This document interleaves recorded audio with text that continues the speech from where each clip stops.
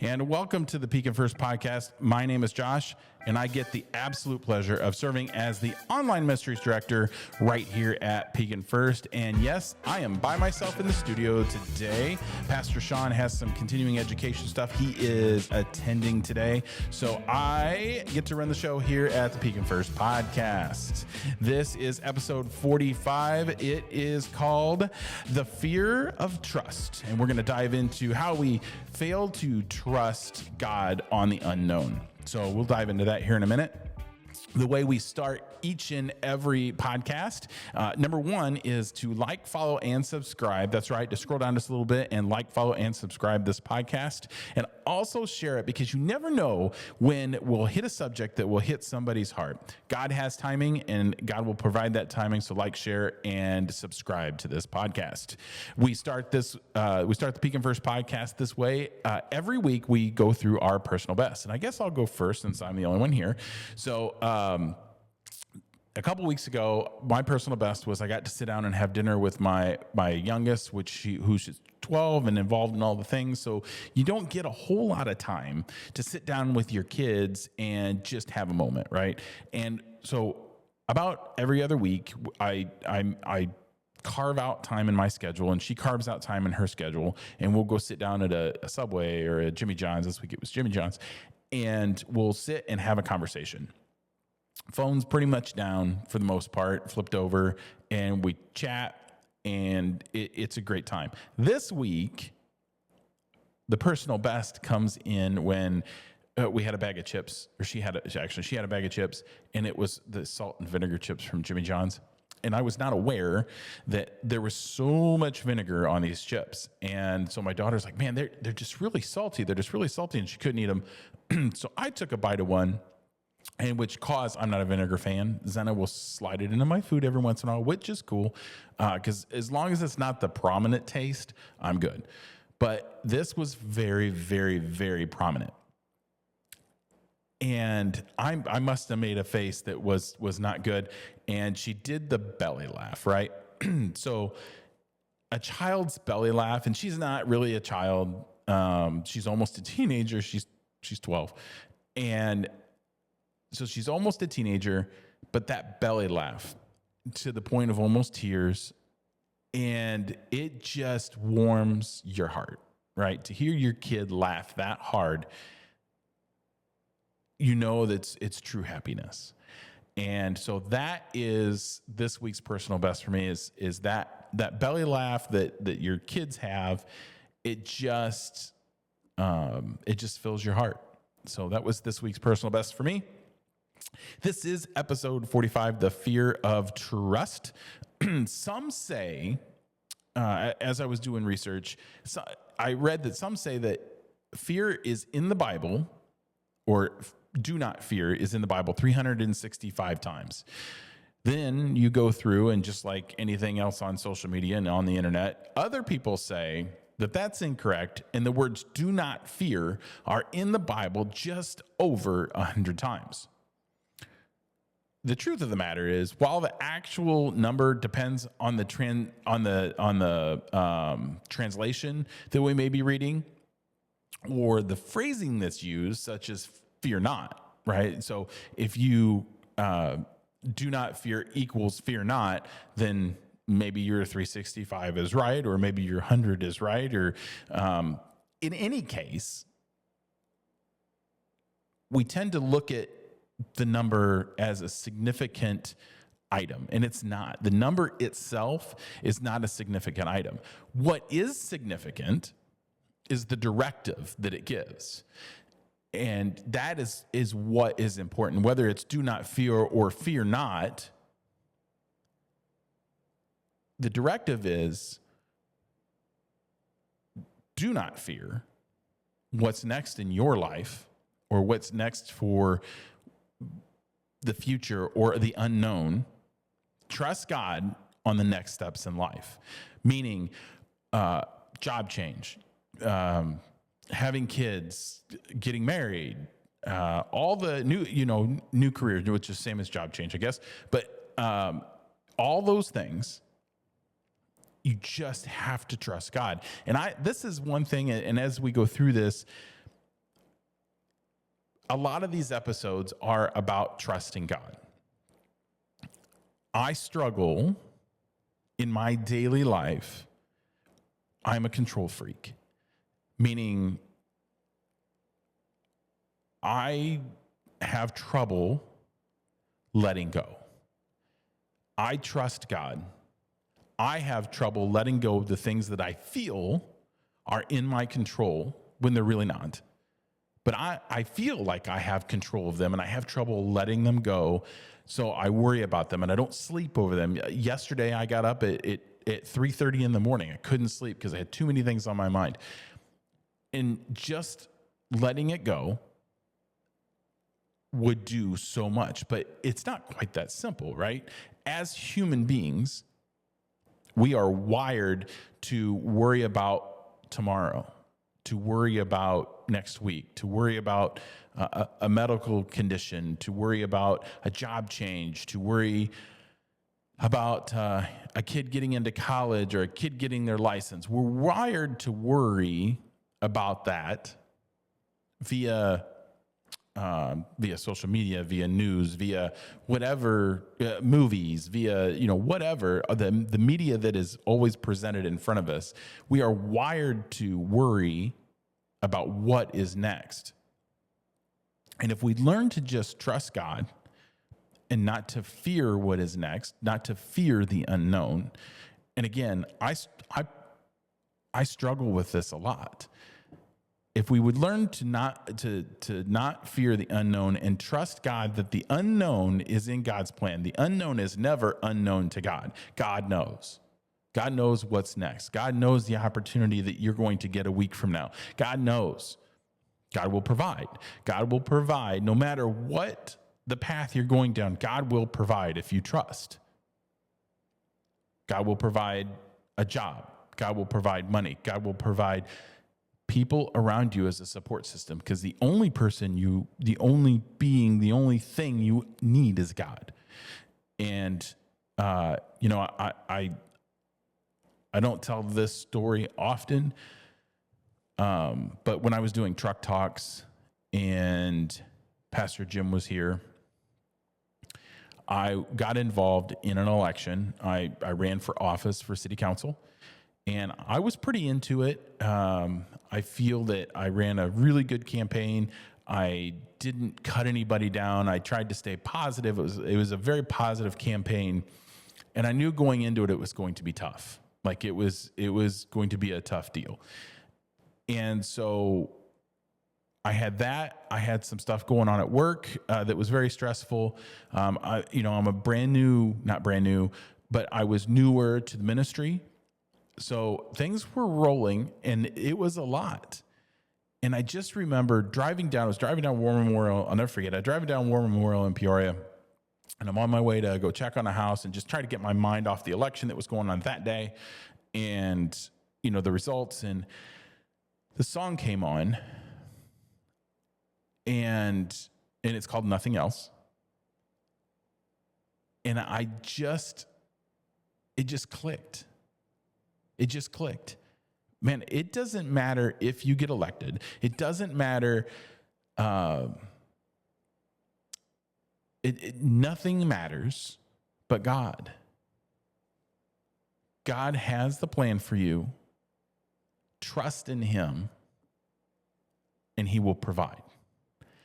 And I remember doing that truck talk, and Pastor Jim actually preached on it the next week, or that week, because I think that was a Thursday. I'm almost positive it was no, it would have been a Tuesday, election day. So it was a Tuesday, and that Saturday and Sunday, that weekend, he preached on Nothing Else, and all I needed was God.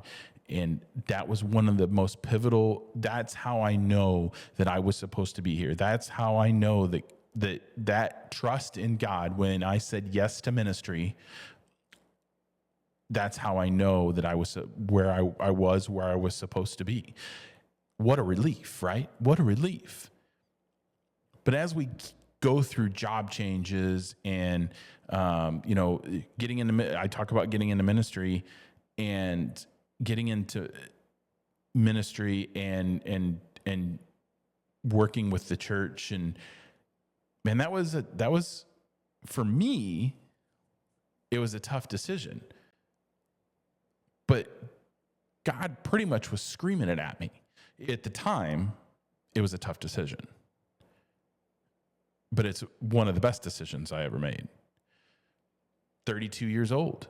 I'm selling cars. Everything's great. And all of a sudden, General Motors says, we're done. We're done with Saturn. I was second in command at 2 Saturn dealerships. And all of a sudden, done. Shutting down. 32 years old. The only thing I've ever known at that point in my life is fast food when I was 19 years old and selling cars. That's the only 2 things I know. Not selling cars, but the car business. Those are the only 2 things I know. And computers, sorry. So what is the guy to do? I've got a little kid at home, and I'm going to be without a job. And trusting God in that moment, and I didn't know what I was trusting in. I know that I wasn't nervous. I know that I was excited about the next steps in my life. I was, and that, to me, looking back at that was me wanting to get out of what I was in, because maybe I wasn't going nowhere. Maybe I was going somewhere. But God had a plan. And that plan was, it's this time in your life is over. And this is what I have next for you. And it was property management, something I had never, ever, ever, ever, ever thought about. And I've been doing it 15 years now. But what that allowed me to do is work for a family that allowed me to get into ministry, right? Because I didn't work 14, 15, 16. I can't say that. I could plan out my 14, 15, and 16-hour days around doing ministry, around getting into the Marigold Festival, it allowed me to give back to my community. It allowed me to try to inspire people through podcasts, through videos, through social media. So just as we go through life and we approach the next steps of life, I know somebody that is thinking about going through a job change and has been presented a pretty good opportunity. And this person can't decide what to do. And the only advice I had for them was, when you decide, commit. And then they asked me, what did you, 2 days later, what did you mean by that? And my answer was, when you make that decision, don't look back. God has, in your heart, as long as you make that decision with your heart, God has sent you down that path for a reason. And don't doubt it. Trust him. Whether it may fail, but there's a lesson in there.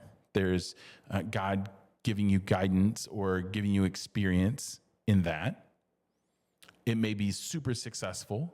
It may give you the opportunity to give back to your community. It may give you the opportunity to give back to somebody. It may give you the opportunity to serve.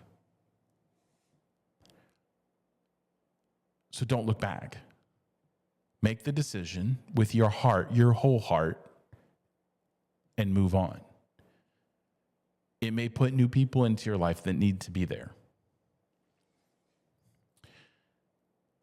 When we are all deciding at that point in our life that we want to have kids or we don't want to have kids, or what our family structure is going to look like, as we find the one we love and we make that commitment to that person, and we're working through those stages of life,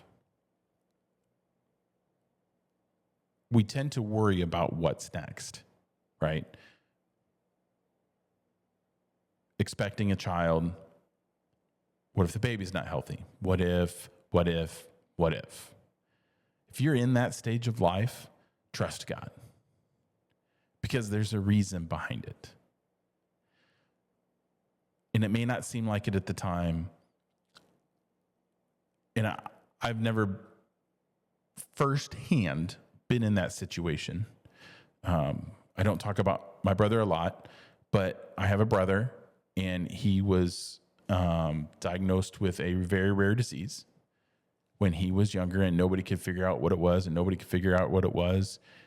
And at 8 months old, 6 to 8 months old, my brother, they basically said he won't leave the hospital. God found a doctor that took a stab in the dark of this might be what it is and treated him. 1 minute we are saying goodbye to him.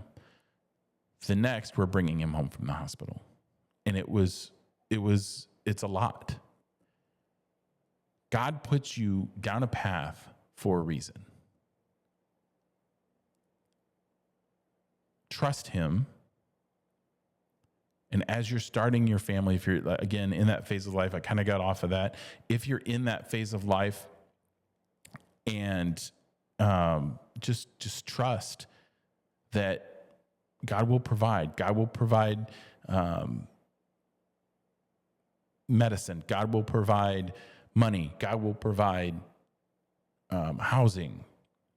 Because it's a lot to take on as you're starting a family, or you're having that second kid. We have some people here in the church that are having a second baby. Trust him that everything will work itself out. So if you're stepping into a new career, or you're stepping into a new phase of life, maybe you're stepping into retirement. I have some family members that are stepping into retirement. And I'm finding out that that's a hard phase to step into. As I walk this journey with them, comments come up as far as, I don't want to run out of money. I don't want to be a burden. I want to try to enjoy, but I don't want to run out of money, right? I want to do more. And that's a hard step to step into, to step out of working what you've given your life to, or your time to, given your time to, not your life, your time.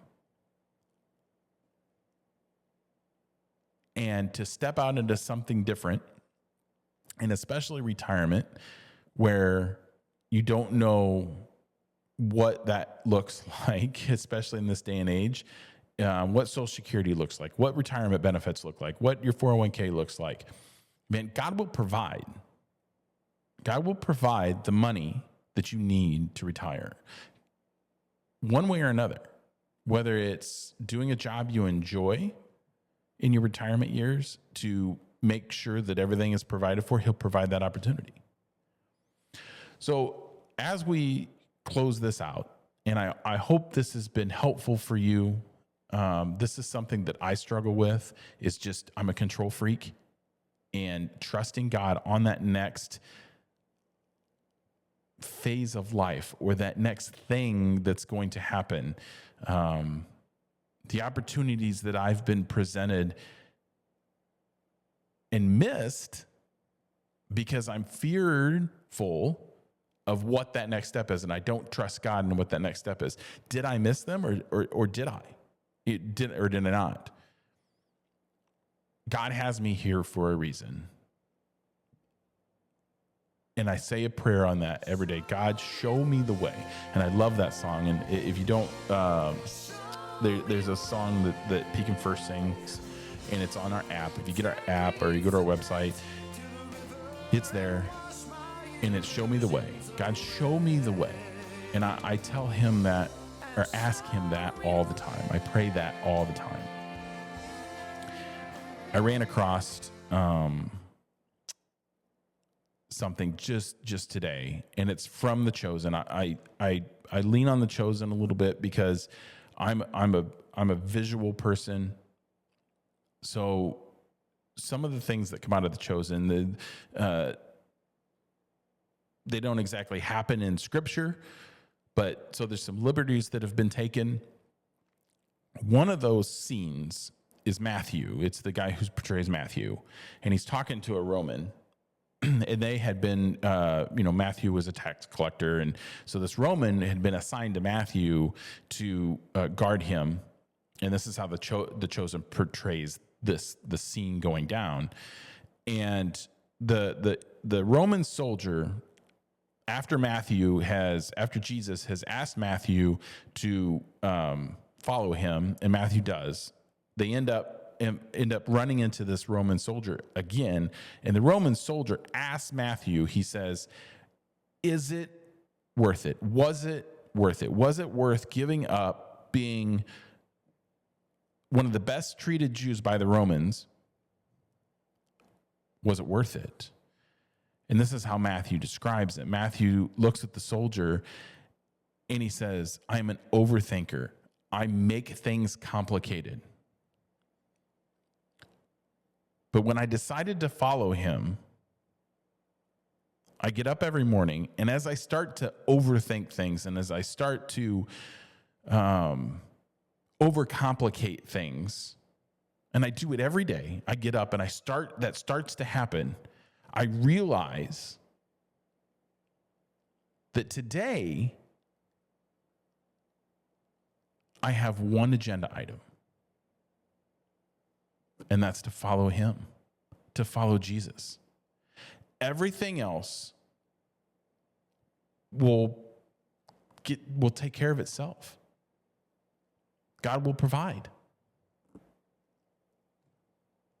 And there's something to be said for that phrase.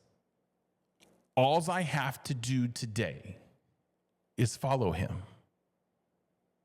That's it.